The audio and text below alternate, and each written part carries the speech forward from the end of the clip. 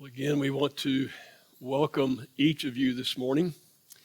It's the Labor Day holiday weekend, and it's the first Sunday in September. And I always kind of like the month of September. It kind of marks the beginning of college football, although I'm not all that much of a college football fan, but many of you are. In fact, I know that Janice is gone this morning, because she went to Norman and she watched a football game there yesterday. And it's way, way beyond me to understand why anyone would drive to Norman, Oklahoma to watch a football game. So you can talk to Janice about that next week, but that's where she went. And September kind of marks the change in temperatures. And I'm looking forward to some cooler temperatures, and I'm looking forward to more rain, and that kind of brings that on. And so I hope everyone has a blessed September. More than that, I hope you have a blessed morning this morning as we study together. Our title this morning is Unusual Faith. It's a story of faith that is upheld in Scripture like few others. And yet it's so unusual because it's about a woman whose name is Rahab. And this woman, Rahab, is mentioned 3 times in the New Testament. That first time in Matthew chapter 1 and verse 5, Matthew's beginning his story about Jesus, his gospel account, and he's telling the genealogy of Jesus. And he wants to make sure that we understand that according to prophecy, Jesus is a descendant of David. And so he begins talking about this genealogy, and he comes to verse 5 and he says, and this woman named Rahab was the mother of Boaz. Now, if you think back to the little Old Testament book of Ruth, and we've looked at the book of Ruth, and we've wondered kind of why it was there. But Boaz is this kind of well-to-do farmer who takes Ruth ultimately to be his wife. And at the very end of the book of Ruth, it says that. It says that Ruth and Boaz became the parents of Obed. And Obed became the father of Jesse, and Jesse became the father of this great king of the Old Testament named David.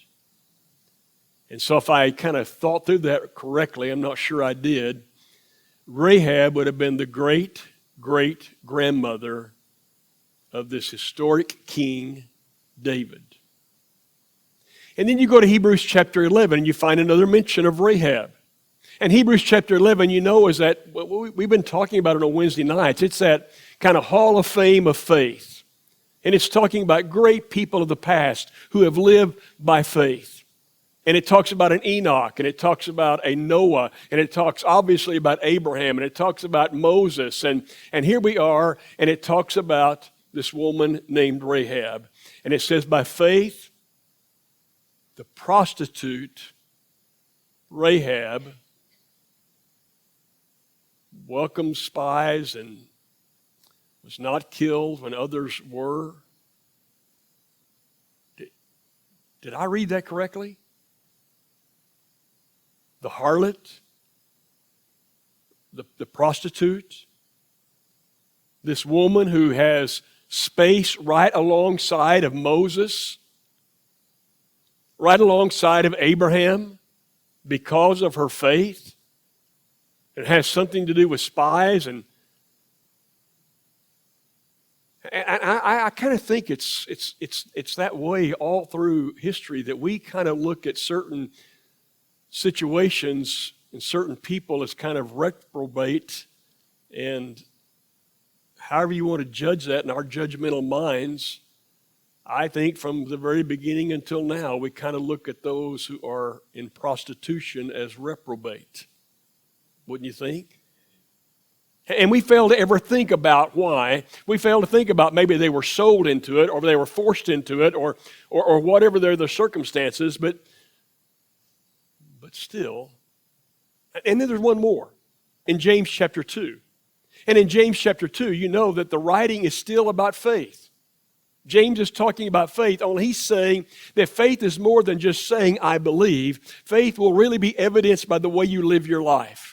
And if you really claim to have faith, then it's going to show.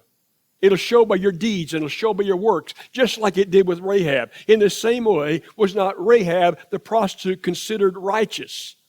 She lived by faith.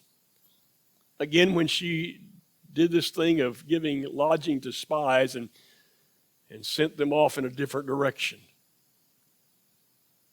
Now, do you find that curious this morning? How that a woman like this can be mentioned 3 times in wonderful terms in the New Testament and had an occupation like that? Let me tell you something I've heard. I've had actually people say to me, I've had people say, God could never accept me because of how I have lived in the past. Have you ever heard anybody say something like that? And I've actually heard people say to me, you would never want me to come to church if you knew what I had been like or what I was really like. And what I'm figuring out is that for most of us, we have a hard time, a difficult time getting past our past. And even in the New Testament, a man like Paul, who is one of the featured people of the New Testament, he had a hard time getting past his past because he would often say, I don't deserve any of this because I persecuted Christians. I persecuted the church, and I helped kill Stephen. But I want all of you to know this morning, all of you who are here in the building, all of you who are listening from afar, that while you and I may have difficulty getting past our past, the past to God is past. The past to God is past. God's not concerned about where you've been. He's concerned about where you're going. And that's one of the things we learn from a woman named Rahab. So what's the story? And how do I get on this subject? Well, in Joshua chapter 2, the entire chapter is the story of this woman named Rahab. And I'm going to kind of tell the story, and Burke's going to show up a few slides of scriptures to make sure you know that I'm kind of telling the truth, and I don't know how we'll coordinate, but we're going to try. But Joshua has now taken over the reins of leadership, as you well know from Moses. And he's been told, you need to be really strong, and you need to be really courageous. And there are going to be a lot of things you face. And you're going to have a tendency to get really discouraged. And there'll be times you get afraid. But you be really strong and you be courageous. And now here he is, the leader, and they're there by the Jordan River about to cross over the same place they have been 40 years earlier. Now make sure you keep that in mind for the story. They've been here before. And Joshua is going to send over spies like they did 40 years earlier. Now, this time it's only 2 spies. Earlier had been 12 spies. And he tells the 2 spies, I want you to go across into that land. I want you to look at the land, but specifically I want you to look at Jericho. Because Jericho is that looming object in front of them. It's the first stop. It's the first battle. I want you to look at Jericho, and I want you to do all this in secret. And so it says they enter into that land, and they go to the house of a woman named Rahab, who was a harlot, and they stayed there. I don't know how they chose that house. Maybe it's the house with a revolving door. I just don't know. But that's where they go. They end up in her house. And it's supposed to be a secret. It's a secret thing. We're going to send you out in secret. But you and I have learned, haven't we, from life, that secrets seldom stay secret. And in our current climate politically in Washington, it's full of leaks all the time. And people take that which is secret and they leak it on purpose for their own political gain. Happens all the time. I guess it happens back then too. Because somehow the king of Jericho, this is a big place, they even have a king.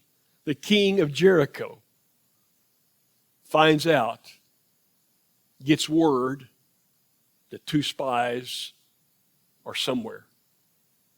And he apparently gets tipped off that they even come here to this particular house, to her house. And so he sends men to the house. He sends people to the house with the question, where are the 2 men who came here? Where are these 2 men? Now, she had taken the 2 men to a rooftop to hide them there. Covered them with stalks of flax, it says. And when she's questioned, she says, yes, men came here, 2 men came here. I did not know where they had come from. Really? You didn't know where they'd come from? And at dusk, when it was time to close the city gate, they left. I don't know where they went. But if you go after them quickly, you might catch up with them. What about all that is true? What about all that is true? But I beg you this morning, don't let a legalistic mind get caught up on the fact that this is a lie. This is not the part of the story you need to pay attention to. Because God is going to say what this woman just did was so very precious and so very powerful that she is called a woman of righteous faith. So these people from the king leave. And after they leave, she tells the men, I'm going to lower you down through this window right here by way of a rope. But as she tells them that, she says words like this. We know about your God. We know about the Lord. We know what he did when he dried up the waters of the Red Sea. And we know you're going to come here to kill everyone. Now, this woman understands. Somehow she knows all about this. And she says, will you save me? Because I've saved you, will you save me when you come and you kill everyone in this city? Will you save me? But not only will you save me, would you save my father and my mother and my brothers and my sisters and all their people? Now, don't you find that interesting from such a reprobate? That she's really interested in her family?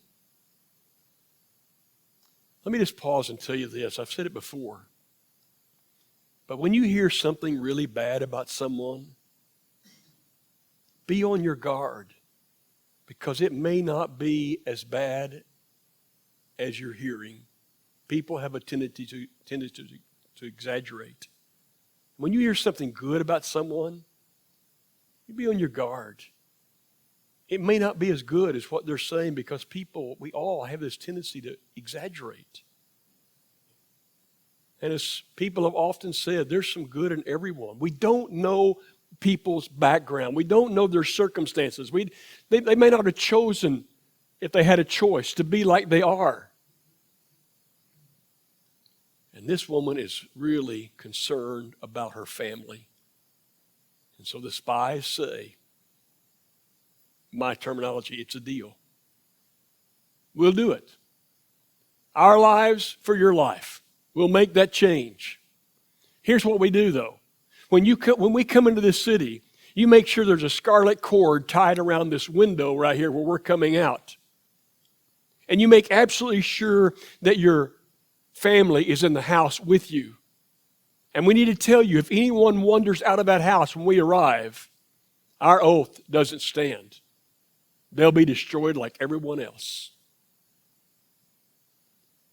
And the story then is about to come to the end. It's not to the end yet. It's about to come to the end. But this woman, because she so much was confident in the God who dried up the waters of the Red Sea, took her own life into her own hands by saying to the king, these men are gone. She saved the lives of these two men because she believed. And in the process, she said, you've got to understand. Now make sure you get this. Our people are terrified. Our people are terrified of you people who are coming. Now let me pause and tell you something that's really, really important. I have mistaught the story of Jericho my entire life. Does that shock anybody? I told you I'm not a professional at this. I have mistaught the story of Jericho. I have always pictured Jericho as the Israelites walking up, looking at this city, saying, how are we going to do this? We're not fighters. And this city's so giant and so big. That is wrong. I'd like to say it's baloney, but Sue's telling me not to talk like that. It's not right. It's not. There's no piece of that I've always said is correct. So you've got to be really careful. You've got to be careful what you listen to, and you've got to be careful in your own life, because you can make yourself believe a story, and you can make yourself believe something because you've been told it over and over again, and you've thought it over and over again for all these many years, and only to realize you just flat missed it. You didn't even interpret this correctly. She said, our people are scared really badly. And you know what happens? You know the rest of the story? You know the very end of this story? Those two spies returned to Joshua. Just like the 12 spies had returned 40 years earlier. And they said, obviously with great big smiles, those people are scared to death. Our God is going to give us this victory. Everything is fine. Those people know we're coming, and they're terrified. That's how this is going to work. And I stopped and I thought about that. 40 years earlier, people lined up at the other side of the Jordan River. How many? I've been saying hundreds of thousands. Some people say it's 1.2 million. Some people say 1.8 million. How anyone would know, I don't know. But how do you hide hundreds of thousands of people? How do you hide a million people? And they're there on the other side of the Jordan River. And no, they don't have telephones. And they don't have internet. But somehow the story is still told, and they heard how that God himself opened up the waters of a sea and provided dry land and saved them all. And they know these are the people to whom our land has been promised. And they're on their way. But 40 years earlier, it was a great day for them. Because those spies returned, 10 of the 12, remember, and gave these negative reports, and people trembled in fear. And they got sent out in the wilderness for 40 years. I even thought about that. How do you hide hundreds of thousands of people in the wilderness for 40 years? Don't you know that Jericho people are watching? Don't you know people over there in Canaan land are paying attention? And they dread the day when they return. And now they've returned. They're probably hoping they'll make the same mistake twice. They'll be faithless again. But they won't be. They won't be. They will this time march across just like God intended for them to march across. Because the people over there are terrified and they know it. And we have God on our side. And everything about that story is a story of faith. Everything about that story is trying to tell us that God intends for us all to live by faith. and he intends for that faith to change our lives. You say you believe? You say you believe? You say you trust? Then act like it. Those two spies returned, believed, and they acted like it. Joshua, they're scared to death of our God. It's just go. Let's take it. And Rahab said, I believe your God dried up the waters of the sea, and I know your God's coming. I know you're bringing him with you. Will you save me? Will you save my family? I've saved you. She acted like she believed, didn't she? And so God will choose her to be in the lineage of Jesus. And he'll choose her to hold up as an example to all of us, as an example of how we ought to live too, as people of faith. And you and I have the entire book to read. We have this entire book to read. But as you get into the pages of the New Testament, the story that matters most is the story of Jesus. Because the story of Rahab, the story of Boaz, the story of Jesse, the story of David is all pointing to the fact that Jesus will one day come. And he did come. Because he wanted us to be saved and be a part of his kingdom.